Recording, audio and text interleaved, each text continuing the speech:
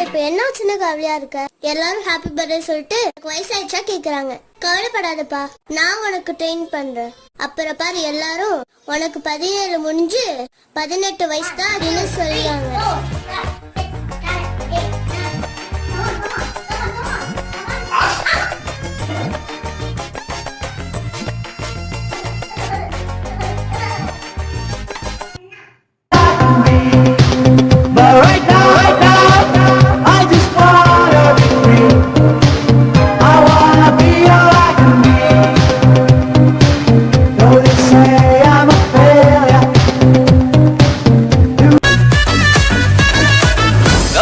அண்ணனோட கைக்குள்ள விளையாடுமே எந்த துப்பாக்கியும் அண்ணனுக்கு சொப்பு சாமான பகைய மறக்கிற பழக்கமே இல்ல மவனே. அண்ணன் மீச வச்ச சிங்கம் தானே.